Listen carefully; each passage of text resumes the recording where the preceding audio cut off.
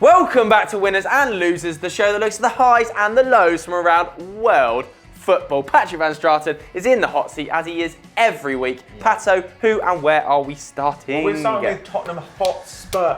4-0 against West Brom at White Hart Lane. It's actually the first time Spurs have beaten the Baggies at home in the Premier League since 2012. Mate. Jesus Christ. And they did it in some style. They had 21 shots and 11 shots on target. West Brom had 3 shots and none on target. That's unbelievable. Spurs are up to second in the league.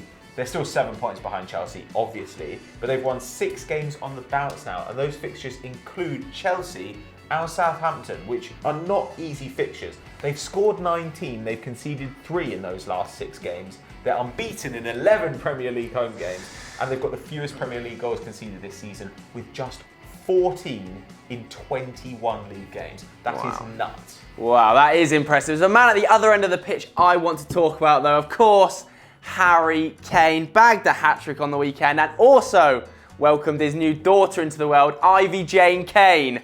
What a name. The goals were brilliant. The connection between him and Dele Alli is amazing to watch at the moment. His second goal I really enjoyed, the cutback and the volley. And then the third goal, that little dink from Dele Alli, volley into the bottom corner, kind of mishit it, but nevertheless, they all count. A brilliant hat-trick for Harry Kane. He's completely and utterly lethal inside the box. Of the clear-cut chances Harry Kane has had, he has scored 42. That's comparatively to Sergio Aguero's 43 and makes Diego Costa's 29 look insignificant. So he is amazing in the box. In his 99 appearances in the Premier League for Tottenham Hotspur, he's got 62 goals and 10 assists. It's quite unbelievable. The guy's on fire. These are like Real Madrid numbers. They really are, honestly. I mean, amazing hat-trick of the weekend. He can't do anything wrong, but the race for the Golden Boot is really hotting up now. Zlatan on 14, Alexi on 14, Costa on 14, Kane on 13. Oh my God. It's really getting tense, but who's going to take home that Golden Boot? Let us know by voting in the poll right now.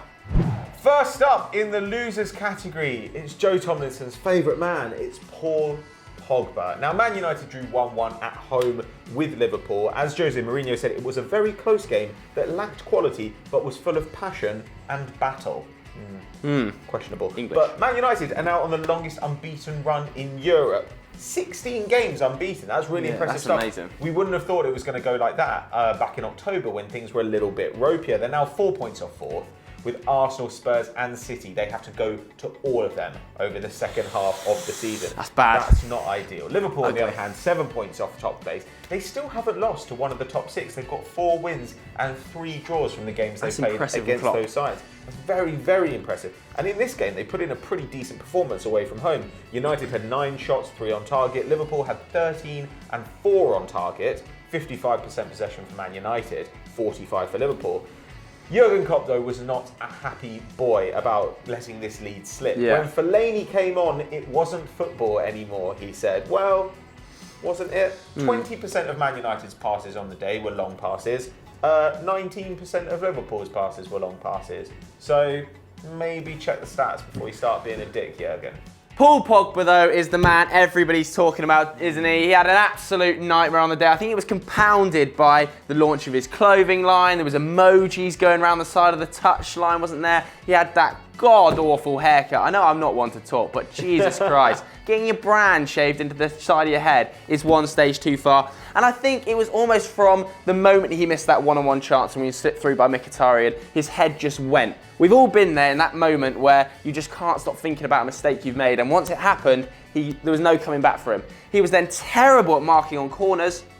He's a super physical player, but Lovren was bullying him. They were using players to block his run really, really effectively. I don't know what Man United were doing in training all week because it did not work from corners. Lovren got free 4 times on the bounce, and on the 5th time, Pogba was so disorientated, he turned, swiveled, dabbed and handballed. It all went wrong for him. Penalty there, so 2 big mistakes, and his game was shot to bits. 77% pass completion on the day, 2 out of 7 aerial duels won, just 1 out of 3 successful dribbles, one of Paul Pogba's worst games in months, because he has been fantastic recently for Man United, a real driving force. 18-year-old right-back Trent Alexander-Arnold, who, by the way, did brilliantly on his debut to handle Anthony Martial and Mkhitaryan when he switched flanks. He completed more passes, more dribbles, and created more chances than Paul Pogba in this game. Wow. That is quite frankly absurd. But nevertheless, Pogba's been great for weeks. One game, don't worry about it, Paul. I'm sure you'll be back. Sort your haircut out though. And please, get rid of that fucking emoji. Yeah. Our next winners come from Spain. It's the Andalusian boys. It's Sevilla. They're working miracles under Jorge Sampaoli, of course, in a week where they played Real Madrid twice. They didn't lose once, 3-3, and then they beat them on the weekend to end Real Madrid's 40-match unbeaten run, 2-1. A great game as well, quite close. 10 shots apiece, 55% possession versus 45% possession, 8 chances created versus 6, so quite a close game. But Sevilla just edged it out, a great comeback, 2 goals in the last 5 minutes, Sergio Ramos' own goal and a Stefan Jovetic worldie. Sevilla have lost just 3 of their last 26 La Liga home games, showing they're pretty imperious at home, and they've actually won 4 out of their last 5 home games versus Madrid. So they don't mind playing Los Blancos. And of course the 3-3, that was a really unfortunate result, wasn't it? Last 5 minutes, a turnaround. But they've been great this season, Pato, overall, haven't they? Yes, they have. Jorge Sampaoli has been doing an incredible job since he's taken over. Sevilla are playing with energy. They're now up to 2nd. They're a point behind Madrid, who still have a game in hand. They're a point ahead of Barcelona, and they're still, of course, ahead of Atletico Madrid as well. Now, it was quite fun that in this game, Sergio Ramos scored the goal. He was giving it the big one after the 3-3 draw the other day as being an absolute dick. Scored a Panenka penalty. And so in this game, they got their own back when he scored, frankly, an incredible own goal. I mean, it is magnificent.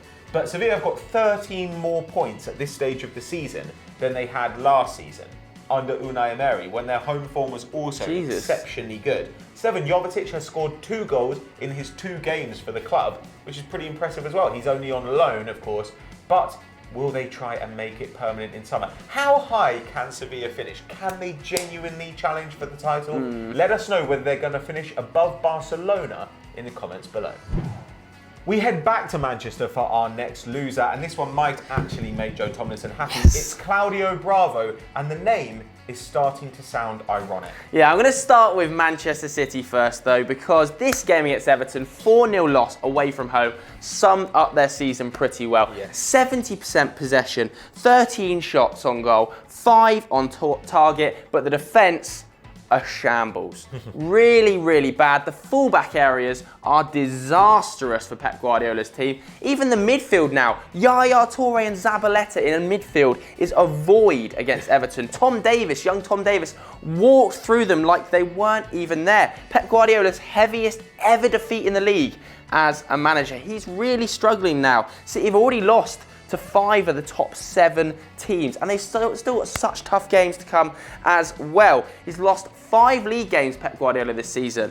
He's never lost more in a single campaign as a manager, and we're only at January. He is struggling. However, you've got to say he's got a lot of injuries. There's players to come back. I'm sure City will be fine. But there is one man who's having a calamitous season, Pato. Yeah, well, we tipped it at the beginning. It's Claudio Bravo. Now, look, Man City needed a ball-playing keeper at the beginning of the season in order to kind of create Pep's style. And so I understand why they brought him in, but he has not been good. I was trying to give him the benefit of the doubt all season, but in 21 appearances, 5 clean sheets. Now, that's not entirely down to him. As Joe says, the defence, you could drive a bus through it. You could drive 6 or 7 buses through it. It's absolutely horrific.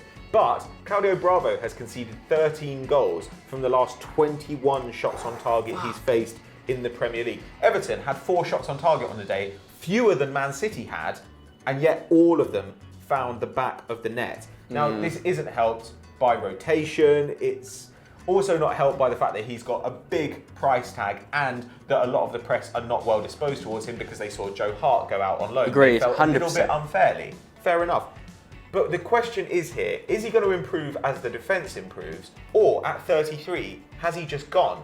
You know, we saw it with Iker Casillas, who is one of the greatest goalkeepers I've ever seen. And yet, he hit his early 30s and he just went off a cliff. We're seeing it with Petr Cech as well. Petr Cech is going. Yeah, 100%. So is Claudio Bravo on his way out? because he might have already cost City a place in the Champions League next season, and he certainly already cost them the title. But what is going to happen in the summer? How much are Manchester City going to spend, and how many of that first team are going to remain at the club? Let us know what you think in the comments below. Our next winners come from London. It's the top of the table, Pato, Chelsea. On the blue half of London, sadly, they beat Leicester City 3-0 away from home. And to add to that, Liverpool dropped points, City dropped points, and United dropped points, with only Arsenal and Tottenham getting wins this weekend out of the top 6. Chelsea have got 52 points now after 21 games. That's more than they got in the whole of last season. They finished last season on 50 points. Incredible stuff. Conte became the first manager ever to win 3 consecutive Manager of the Month awards in the Premier League. Apparently, Wenger didn't do it in the unbeaten season. Mourinho didn't do it in 2 season title-winning campaigns back-to-back, and Alex Ferguson never did it. So you tell me how that didn't happen. Premier League. And of course, this is despite the fact that he had a bust-up with Diego Costa this week, and the Spaniard didn't play up front for them. Now, we don't exactly know what's going to go on there. They're due to have a meeting this week and sort it out. Costa's agent wants a new contract. Shock. Apparently on about 300k. So if you want to hear a little bit more about Diego Costa, head over to EFD for Euro Roundup, where Chris Hamill and I will discuss that a little bit further. Yeah, well, my man of the match in this game has to go to Marcos Alonso for obvious reasons. Under pressure from Nathan Ake, but bags a brace on the day. One of only 3 Chelsea defenders in history to score a Premier League brace. He was the key man. At half-time, he completed 100% of his aerial duels, 100% of his tackles, 100% of his take-ons, 100% shot accuracy at half-time. At full-time, he still had 100% take-on. He completed 4 aerial duels, 3 interceptions, 2 clearances, 2 tackles, and he bagged 2 goals. What a performance from Marcos Alonso, who is looking like a worldie in that left-back slot. Pedro and Eden Hazard also had good games. Pedro got on the score sheet again, of course, now contributed to 10 goals this season. 5 goals and 5 assists already. He has been a bright spark under Conte and kept Willian out of the team. Chelsea looking unstoppable right now. Fingers crossed Diego Costa's contract situation fucks them. Come on.